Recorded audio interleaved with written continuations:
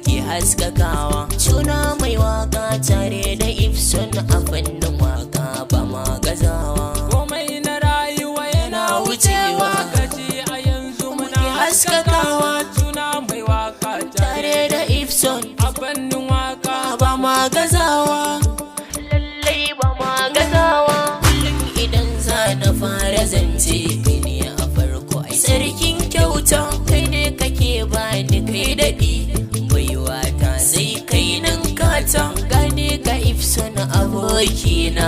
Wakar yanzu da ni na fara ta a hankali ni na fara waka yanzu mataki na takata.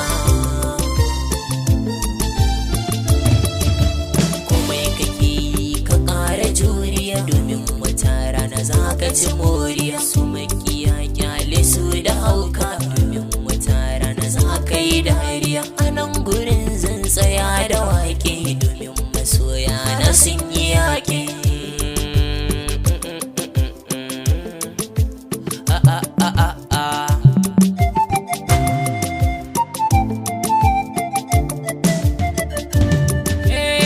Shekarun baya ai muna yi waɗansu burin su mun gaza da mun yi waka sai su yi dariya. Burin su wai kar mu ɗaukaka waye zamanin a fannin waka ni Ifson za na kai haka.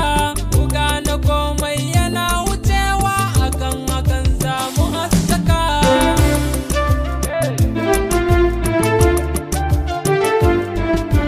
Da kuma soya nake fahar har abada ni bambarin ku. Yana yi waka sai ku yaba na rasa ma me zan muku.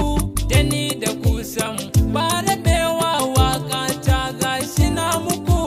Ifson mai waka ne na Gombe fata na yaba muku.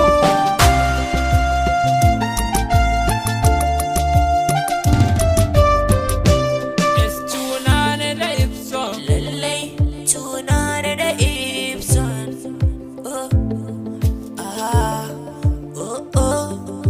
Komai na rayuwa yana wucewa gashi a yanzu muke haskakawa. Suna mai waka tare da Ifson a fannin waka ba ma gazawa. a fannin waka ba ma gaza.